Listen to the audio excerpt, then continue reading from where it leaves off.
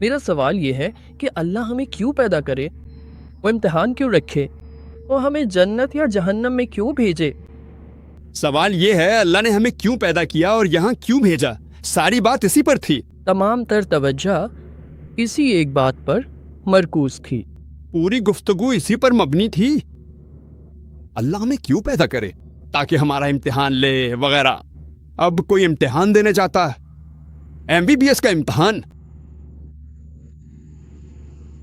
جی یہی میں کر رہا ہوں بھائی، پوری گفتگو اسی پر مبنی کی۔ وہ ہمیں کیوں پیدا کرے، اسے اس کی کیا ضرورت ہے؟ اچھا ٹھیک ہے، وہ ہمیں انسان بنا کر کیوں پیدا کرے، یہ بہت اچھا سوال ہے کہ وہ ہمیں انسان بنا کے کیوں پیدا کرے۔ میں اس پر ایک مختلف زاویہ پیش کرتا ہوں، کیونکہ اگر آپ غور کریں تو اللہ قرآن میں فرماتا ہے کہ جب اللہ نے پوچھا کہ کون انسان بن کر جانا چاہے گا تو پہاڑ اور سب نے کہا نہیں، مگر انسان نادان تھے جنہوں نے کہا ہمیں انسان بننا ہے۔ باقی مخلوق کے پاس اپنی مرضی نہیں، جیسے فرشتوں کے پاس آزاد مرضی نہیں، وہ اچھے ہیں، مگر انسان کے پاس آزاد مرضی ہوتی ہے۔ با اختیار ہو کر اللہ کی اطاعت کریں تو آپ فرشتوں سے برتر ہیں، نافرمانی کی صورت میں آپ ناکام ہیں۔ ہم انسان واقعی نادان ہے جو امتیاز اور اعلیٰ نمبروں کی خاطر یہ بوجھ اٹھا بیٹھے۔ تو قرآن کہتا ہے کہ ہم انسان بے وقوف ہیں جنہوں نے کہا کہ ہم امتحان دینا چاہتے ہیں اور اب ہم آزمائے جا رہے ہیں۔ ابھی آپ کو معلوم نہیں ہوگا، قیامت کے دن اللہ آپ کو وہ یادداشت دے گا۔ تو اللہ قرآن میں فرماتا ہے، اور اللہ نے سورہ آراف سورہ نمبر 7 آیت نمبر 172 میں گواہی دی کہ اس نے آدم کی اولاد کو ان کی پشتوں سے نکالا، اور اللہ نے فرمایا اور گواہی لی، کیا تم اس بات پر متفق ہو کہ ایک ہی خدا ہے؟ انہوں نے کہا ہاں ہم متفق ہیں۔ اب وہ یادداشت مٹ چکی ہے، قیامت کے دن وہ دوبارہ آپ کو یاد آ جائے گی۔ تو ہم ہی وہ بے وقوف تھے جنہوں نے کہا کہ ہم امتحان دینا چاہتے ہیں۔ اب کوئی MBBS امتحان دینا چاہتا ہے تو استاد نے کہا بیٹھ جاؤ، میڈیکل کالج میں داخلہ مل گیا ہے تو آپ بیٹھ جائے۔ اگر وہ فیل ہو جائے تو یہ اس کا مسئلہ ہے، اگر وہ پاس ہو جائے تو یہ بھی اس کا مسئلہ ہے۔ آپ سمجھ رہے؟ اور امتحان مختلف ہے، کون سا سوال دینا ہے یہ استاد کی مرضی ہے۔ آپ یہ نہیں کہہ سکتے او استاد آپ نے مجھے یہ سوال کیوں دیا ہے، یہ استاد کا اختیار ہے۔ چاہے وہ آپ کو سوال نمبر 1 دے، سوال نمبر 2 دے، یا چاہے وہ آپ کو باب نمبر 3 یا باب نمبر 5 سے سوال دیں۔ اسی لیے اللہ سبحانہ و تعالیٰ اس امتحان میں مختلف لوگوں کو مختلف سوالات دیتا ہے۔ کچھ لوگوں کو وہ امیر بناتا ہے، کچھ کو غریب، کچھ کو صحت مند، کچھ کو بیمار کر دیتا ہے۔ مختلف لوگوں کو وہ مختلف طریقے سے آزماتا ہے، لیکن جس طرح سے وہ آزماتا ہے اسی حساب سے جانچ بھی کرتا ہے۔ اگر امتحان مشکل ہو تو استاد پرچہ نرم دلی سے چیک کرتا ہے، اگر پرچہ آسان ہو تو استاد پرچہ چیک کرتا ہے بہت سختی سے۔ اسی طرح اللہ بھی انسان کو جس قدر دیتا ہے اسی کے مطابق آزماتا ہے، اور وہ سب سے بڑا منصف ہے۔ میرا نام روی ہے اور میں IIT کا طالب علم ہوں۔ آپ نے کہا محبت، میرا خیال یہ ہے کہ اگر میں اللہ سے محبت کرتا ہوں تو وہ تمام ایمانداری اور دوسری خوبیاں جن کا آپ نے ذکر کیا ہے، یعنی ایک انسان میں ہونی چاہیے، ایک سچے اللہ کے بندے میں ہونی چاہیے، وہ سب خوبیاں خود بخود آ جاتی ہیں۔ تو پھر ان مقدس اور سنہری اصولوں کا کیا ہوگا جو اللہ سبحانہ و تعالیٰ نے اپنی کتاب قرآن مجید میں تفصیل سے بتائے ہیں؟ کیا یہ تمام اصول ہماری زندگی کے لیے ضروری نہیں ہے؟ اگر میں اللہ رب العزت سے سچی محبت کرتا ہوں تو کیا یہ میرے لیے مکمل طور پر کافی نہیں ہوگا کہ میں صرف دل کی گہرائیوں سے اس کا شکر ادا کروں یا اس کی حمد و ثنا اور تعریف بیان کروں؟ بھائی نے سوال ہندی میں کیا تھا، میں اس کا ترجمہ انگریزی میں پیش کروں گا۔ انہوں نے کہا کہ اللہ محبت کرتا ہے، یہاں تک کہ وہ خود بھی اللہ سے محبت کرتے ہیں، انسان اللہ سے محبت کرتے ہیں۔ جیسے ہی آپ اللہ سے محبت کرتے ہیں وہ تمام اچھی خوبیاں جن کا میں نے ذکر کیا جیسے ایمانداری، سخاوت آ جاتی ہیں خود نخود۔ تو کیا یہ ضروری ہے کہ ہم قرآن میں بیان کردہ احکامات پر عمل کریں؟ کیا یہ شرط ہے؟ بھائی اگر سب کچھ خود بخود آ جائے تو آپ خود بخود قرآن میں بیان کردہ باتوں پر عمل کریں گے، لیکن سب کچھ ہر کسی کو خود بخود نہیں آتا۔ آپ سمجھ رہے ہیں وہ اللہ کیا چاہتا ہے؟ اگر آپ اپنے خالق سے محبت کرتے ہیں، مثال کے طور پر میں کہتا ہوں کہ میں اپنی ماں سے محبت کرتا ہوں، میں اپنی ماں سے محبت کرتا ہوں، میری ماں مجھے کہتی ہے کہ بیٹا جھوٹ مت بولو۔ نہیں، میں آپ سے محبت کرتا ہوں اماں، لیکن جھوٹ بولنے میں کیا حرج ہے؟ میری ماں کہتی ہے میرے لیے ایک گلاس پانی لے آؤ۔ اماں میں آپ سے بہت محبت کرتا ہوں لیکن میں پانی کا گلاس نہیں لاتا۔ میں بیمار ہوں، برائے مہربانی کچھ گولیاں لے آؤ۔ اماں میں آپ سے بہت محبت کرتا ہوں۔ اگر میں اپنی ماں کے احکامات نہیں مانتا تو اس محبت کا کیا فائدہ؟ یہ بیکار ہے، یہ صرف زبانی جمع خرچ ہے۔ اسی لیے اللہ قرآن میں سورہ عنکبوت سورہ 29 آیت 2 میں فرماتا ہے کہ صرف یہ کہنے سے کہ تم ایمان لائے اللہ تمہیں ضرور آزمائے گا۔ اگر تم کہو کہ میں اللہ سے محبت کرتا ہوں، اللہ تمہیں نہیں چھوڑے گا، اللہ تمہیں ضرور آزمائے گا۔ تو صرف یہ کہنے سے کہ تم اللہ سے محبت کرتے ہو، یا صرف یہ کہنے سے کہ میں اللہ پر ایمان رکھتا ہوں یا خدا پر ایمان رکھتا ہوں، اللہ تمہیں ضرور آزمائے گا۔ تو یہ زندگی ایک آزمائش ہے۔ اب جب تم امتحان دینے جاؤ، اگر تمہیں امتحان کے اصول و ضوابط نہ معلوم ہو تو مسئلہ ہو جائے گا۔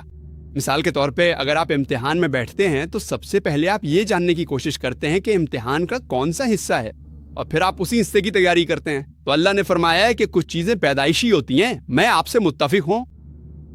کچھ خوبیاں جیسے ایمانداری، سخاوت، یہ پیدائشی ہوتی ہیں، یہ اللہ نے رکھی ہیں، لیکن بہت سی چیزیں ہمیں معلوم نہیں ہوتی۔ شراب نہ پینا پیدائشی نہیں ہے۔ کچھ چیزیں جیسے سخاوت پیدائشی ہوتی ہے، ایسا ہو سکتا ہے جیسے اگر کسی کو تکلیف دی جائے تو آپ کو بھی دکھ محسوس ہوتا ہے۔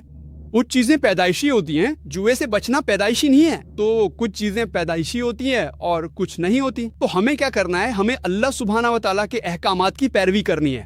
جیسا کہ اللہ فرماتا ہے یہ زندگی ایک امتحان ہے، تو جب تک آپ اللہ تعالیٰ کے احکامات نہیں پڑھیں گے آپ یہ امتحان کیسے پاس کریں گے؟ میں کیوں کہتا ہوں کہ قرآن پڑھ دو؟ کیونکہ یہ واحد کتاب ہے جو اللہ تعالیٰ کی وحی ہے اور جو اپنی اصل حالت میں محفوظ ہے۔ سر ولیم مور کے مطابق جو اسلام کے سخت ناقد ہیں انہیں یہ لکھنے پر مجبور ہونا پڑا۔ مجبور ہونے کا مطلب ہے کہ ان کے پاس کوئی اور راستہ نہیں تھا، انہیں یہ کرنا ہی پڑا۔ اس زمین پر کوئی اور کتاب ایسی نہیں ہے جو پچھلے 12 صدیوں سے قرآن کی طرح پاکیزہ اور محفوظ رہی ہو۔ انہوں نے یہ بات 200 سال پہلے کہی تھی۔ ایک ناقد ہونے کے باوجود ان کے پاس کوئی اور راستہ نہیں تھا، وہ یہاں جھوٹ نہیں ڈول سکتے تھے، انہیں یہ کہنا ہی کرا۔ تو اللہ سبحانہ و تعالیٰ کی باقی تمام کتابوں کے مقابلے میں اللہ تعالیٰ نے کئی وحیاں نازل فرمائیں۔ نام کے لحاظ سے آپ 4 کو جانتے ہیں: تورات، زبور، انجیل اور قرآن۔ تورات وہ وحی ہے جو حضرت موسیٰ علیہ السلام کو دی گئی تھی۔ زبور وہ وحی ہے جو حضرت داؤد علیہ السلام کو دی گئی تھی۔ انجیل وہ وحی ہے جو حضرت عیسیٰ علیہ السلام کو دی گئی تھی۔ اور قرآن آخری اور حتمی وحی ہے جو آخری اور حتمی رسول حضرت محمد صلی اللہ علیہ وسلم کو دی گئی۔ ورنہ اللہ تعالیٰ قرآن میں سورہ رعد آیت 28 میں فرماتے ہیں ہم نے ہر دور میں وحی بھیجی ہے، اور بھی بہت سی وحیاں نازل کی گئی تھی۔ وقت گزرنے کے ساتھ ساتھ وہ تحریف کا شکار ہو گئے۔ صرف ایک ہی کتاب ہے جو اپنی اصل حالت میں محفوظ رہی ہے، اور وہ قرآن ہے۔ اسی لیے میں کہتا ہوں کہ اگر آپ اللہ کا اصل حکم ماننا چاہتے ہیں تو اسی کی پیروی کریں۔ اور اگر آپ ایک ہندو ہونے کے ناطے مجھ سے پوچھیں کہ میں یہ کیسے ثابت کروں، تو آپ کو اتوار 18 جنوری کو میرے لیکچر میں آنا ہوگا جو ہندو مت اور اسلام کے درمیان مماثلتوں پر ہے۔ میں ڈاکٹر ہوں، بیورے ویونڈی کالج سے ہے۔ دراصل ہر مذہب زندگی کا اعلیٰ ترین علم ہے۔ جہاں تک مذاہب کے اصولوں کا تعلق ہے ان میں کوئی خرابی نہیں ہے، لیکن اصولوں کی تشکیل ایک الگ بات ہے اور ان اصولوں پر عمل کرنا ایک الگ بات ہے۔ دراصل جہاں کوئی خونی رشتہ نہ ہو وہاں رشتہ مذہب کے ذریعے قائم کیا جانا چاہیے۔ دراصل جو ہم دیکھتے ہیں، میں حوالہ دیتا ہوں، لا تفسدوا فی الارض خرابہ عبادہ، اس اللہ اس سنسار کہ جب امن قائم ہو جائے تو بدامنی نہ پھیلاؤ، یہ پیغام ہمیں ملا ہے۔ لیکن دراصل جو ہم دیکھتے ہیں، جو ہم سمجھتے ہیں، جو ہم محسوس کرتے ہیں وہ یہ ہے، سب سے زیادہ خون صرف مذاہب کے تنازعات کی وجہ سے بہایا جاتا ہے۔ تو غلطی کم ہے؟ میرا مطلب ہے اس بارے میں آپ کی کیا رائے ہے؟ آپ مذہب کے اصولوں اور اس افراتفری کو جو مذہب کی وجہ سے پیدا ہوتی ہے کیسے ہم آہنگ کریں گے؟ اس خاص پہلو پر آپ کی کیا رائے ہے؟ پروفیسر نے بہت اچھا سوال کیا ہے کہ تمام مذاہب میں بنیادی طور پر اچھی باتیں کہی گئی ہیں، لیکن ان پر عمل درآمد مختلف ہو سکتا ہے۔ وہ اچھی باتیں سکھاتے ہیں، لیکن آج آپ دنیا میں دیکھتے ہیں کہ بہت سے لوگ مذہب کے نام پر لڑ رہے ہیں۔ آپ اس مسئلے کو کیسے حل کر سکتے ہیں؟ یہ بہت اچھا سوال ہے، اور اس کا کچھ حصہ میں نے اپنی گفتگو میں بیان کیا تھا، اور میں نے کہا تھا کہ جہاں تک اسلام کا تعلق ہے ہمیں کسی بھی انسان کو قتل نہیں کرنا چاہیے۔ تو سورہ مائدہ سورہ 5 آیت 32 میں ایسے کیا آپ یہ دیکھ سکتے ہیں کہ ہم مشترکہ نکات پر آ سکتے ہیں؟ ہم اختلافات کو کیسے حل کر سکتے ہیں؟ یہ بھی میں نے اپنی گفتگو میں سورہ آل عمران سورہ 3 آیت 64 میں ذکر کیا تھا، جس میں کہا گیا ہے کہ آؤ ہم اور تم مشترکہ باتوں پر آ جائیں۔ فرض کریں آپ کے پاس 10 نکات ہیں اور میرے پاس بھی 10 نکات ہیں۔ اگر ان 10 نکات میں سے 5 نکات مشترک ہیں اور 5 مختلف ہیں تو کم از کم میں ان 5 مشترکہ نکات سے تو اتفاق کرتا ہوں۔ اختلافات کی طرف بعد میں آئیں گے۔ قرآن کہتا ہے تعالوا لقلمت سوان مینانا مینکم، یعنی آؤ ہم اور تم مشترکہ باتوں پر آ جائیں۔ پہلا مشترکہ نقطہ کون سا ہے؟ اللہ نعبد الا اللہ، یعنی ہم صرف اللہ کی عبادت کریں۔ اولا نشرک بہ شیئا، یعنی ہم کسی کو شریک نہ کریں۔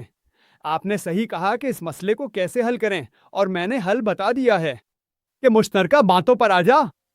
لیکن یہاں ایک بات قابل غور ہے کہ بہت سے لوگ جو مختلف مذاہب کی پیروی کرتے ہیں وہ یہ نہیں جانتے کہ ان کی اپنی مذہبی کتابیں کیا کہتی ہیں۔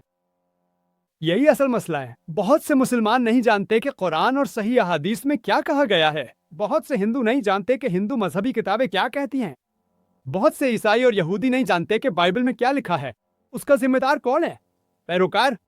اسی لیے میں لوگوں سے کہتا ہوں کہ آپ اپنی مذہبی کتابیں پڑھیں۔ اختلاف کی باتیں بعد میں آئیں گی، کم از کم مشترکہ باتوں پر تو آ جاؤ۔ میں نے اسلام اور عیسائیت کے درمیان مماثلتوں پر ایک تقریر کی ہے۔ میں کہتا ہوں کہ جن باتوں میں ہمارا اختلاف ہے ان پر بعد میں بات کریں گے۔ کم از کم جو باتیں آپ کی بائبل اور میرے قرآن میں مشترک ہیں ان پر تو متفق ہو جائیں۔ جھگڑا خود بخود ختم ہو جائے گا۔ میں اس وقت کیا کر رہا ہوں؟ کیا میں نے اپنی تقریر میں کبھی کسی مذہب پہ تنقید کی؟ مجھے مجبوراً جواب دینا پڑا جب کچھ بھائیوں نے کچھ سوالات پوچھنے کی کوشش کی جن کا سچ بولنا میرے لیے ضروری تھا۔ ورنہ میری تقریر میں آپ ویڈیو کیسٹ لے لیں، میں نے کسی بھی مذہب پر ایک بھی نقطے پر تنقید نہیں کی۔ میں نے کبھی اختلافات کی بات نہیں کی۔ میں صرف مشترکہ نکات پر آیا تھا۔ میں اختلافات پر بھی بول سکتا ہوں، جیسے اسلام، ہندو مت اور عیسائیت کے باہمی فرق۔ میں تقابل ادیان کا طالب علم ہوں۔ میں مختلف مذاہب سے اختلافات کی آیات نقل کر سکتا ہوں۔ میں یہ سب ضرورت کے لیے محفوظ رکھتا ہوں۔ جب کوئی پروگرام میں مداخلت کرتا ہے تو ہمیں خیال رکھنا ہوتا ہے، لیکن میں تقریر میں کبھی استعمال نہیں کرتا۔ میں اسے تبصرہ نہیں بناتا۔ میں کہتا ہوں بھائی اپنی کتابیں پڑھو، تم ان کے اور عالمی بھائی چارے کے قریب آ جاؤ گے۔ اپنی مذہبی کتابیں پڑھ کر پہلے ایک خدا پر ایمان لاؤ۔ اختلافات بعد میں دیکھے جائیں گے۔ اختلافات بعد میں آئیں گے۔ یہودیت یہ کہتی ہے، عیسائیت یہ کہتی ہے، ہندو مت یہ کہتا ہے، اسلام یہ کہتا ہے، سکھ مت یہ کہتا ہے، پارسی مذہب یہ کہتا ہے۔ ایک خدا پر ایمان لاؤ اور صرف اسی کی عبادت کرو۔ تم دوسروں کی عبادت کیوں کرتے ہو؟ اس نقطے پر آؤ، پھر دوسرے نکات پر آنا۔ اگر ہم مشترکہ نکات کے مسئلے کو حل کر لیں، چاہے 10 میں سے صرف 3 نکات ہی مشترک ہوں، کم از کم ان مشترکہ نکات پر تو اتفاق کر لیں۔ باقی نکات پر ہم اختلاف پر متفق ہو سکتے ہیں۔ ہم بعد میں اس پر آئیں گے۔ تو اگر ہم پہلے مشترکہ نکات پر آئیں، تقابلی مطالعہ کرتے ہوئے، یقین کرو زیادہ تر مسائل حل ہو جائیں گے۔ یقین کرو، اور یہی میں کروا۔ میں پوری دنیا میں جا رہا ہوں اور غیر مسلموں کے مجمع سے خطاب کرتا ہوں، اور ان میں سے بہت سے لوگ اس لیے کہ وہ اپنے صحیفوں اور ہمارے صحیفوں سے واقف نہیں ہیں۔ کئی لوگ پوچھتے ہیں، یہاں تک کہ مسلمان بھی اپنے صحیفوں سے ناواقف ہیں۔ وہ ایسے سوالات کرتے ہیں جن کا انہیں علم نہیں، تو میں انہیں سکھاتا ہوں۔ میں انہیں قرآن، حدیث، وید اور بائبل کے بارے میں تعلیم دیتا ہوں، اور میں حوالہ دیتا ہوں۔ جب میں حوالہ دیتا ہوں تو میں ریفرنس نمبر بھی بتاتا ہوں، تاکہ کوئی یہ نہ کہے کہ ذاکر چالاکی کر رہا ہے۔ یہ تمام صحیفے باحوالہ ہیں جو اسلامک ریسرچ فاؤنڈیشن میں دستیاب ہیں۔ ہماری لائبریری میں ویدوں کے مختلف تراجم موجود ہیں۔ ہمارے پاس بائبل کی سینکڑوں اقسام موجود ہے۔ ہمارے پاس بائبل کے 30 سے زیادہ مختلف ورژنز موجود ہیں۔ تو آپ چاہے کسی بھی فرقے سے تعلق رکھتے ہوں، چاہے یہودی ہوں، گواہ ہوں، پروٹیسٹنٹ ہوں یا کیتھولک، میں ان کے اپنے صحیفوں سے بات کرتا ہوں۔ تو اگر آپ کہیں کہ زکریا غلط ہے تو آپ کو یہ بھی کہنا پڑے گا کہ مقدس صحیفہ غلط ہے۔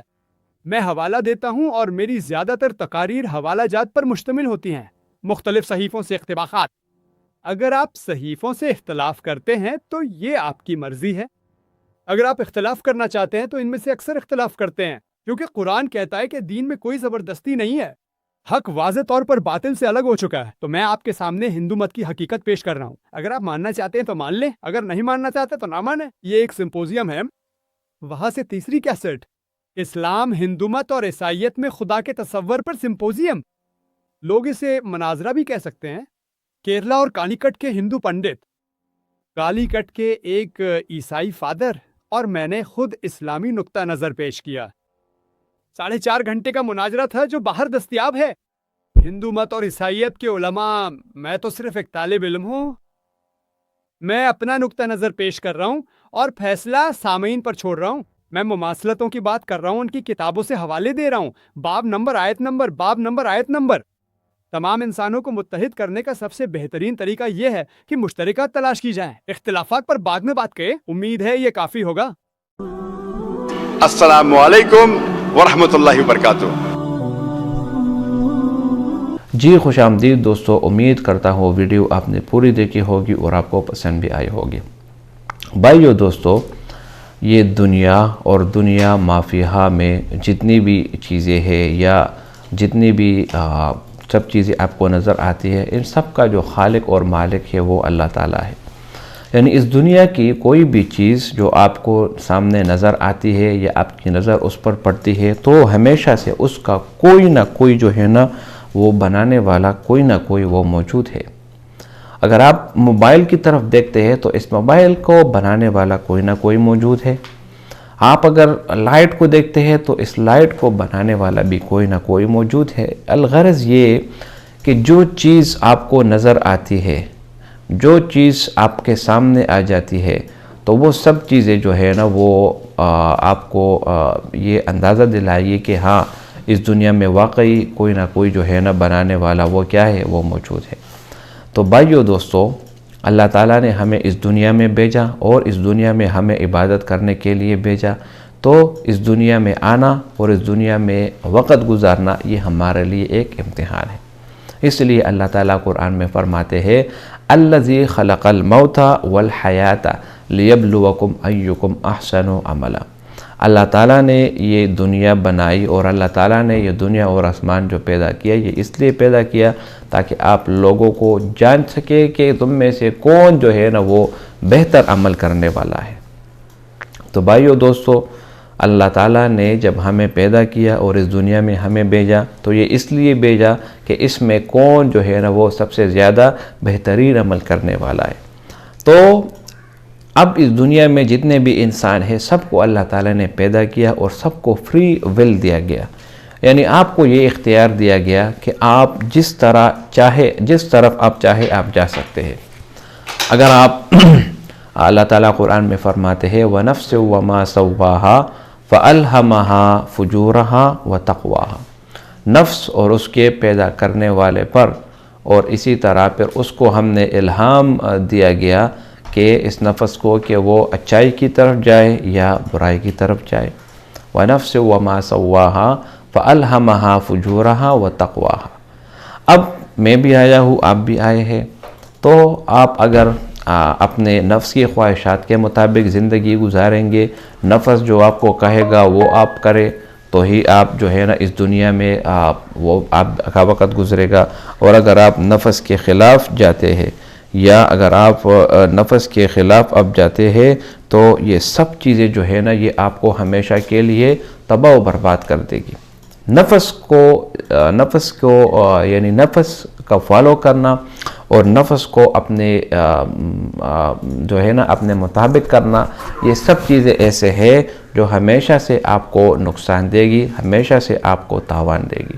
تو بھائیو دوستو، ہمیشہ نفس کے خلاف جایا کریں، اور اللہ تعالیٰ قرآن میں اسی کو جو ہے نا مد نظر رکھتے ہوئے فرماتے ہیں کہ حدیث میں آتا ہے کہ سب سے جو بہترین جہاد ہے وہ نفس کے خلاف جو ہے نا وہ جہاد ہے۔ تو سوال یہاں پر یہ ہوا کہ اللہ تعالیٰ نے ہمیں کیوں پیدا کیا؟ جواب اللہ تعالیٰ قرآن میں فرماتے ہیں وَمَا خَلَقْتُ الْجِنَّ وَالْإِنسَ إِلَّا لِيَعْبُدُونَ۔ اللہ تعالیٰ نے ہمیں عبادت کے لیے پیدا کیا۔ امید کرتا ہوں یہ ویڈیو آپ کو پسند آئی ہوگی۔ اگر ویڈیو آپ کو پسند آئے اس چینل کو آپ سبسکرائب کریں۔ بہت شکریہ۔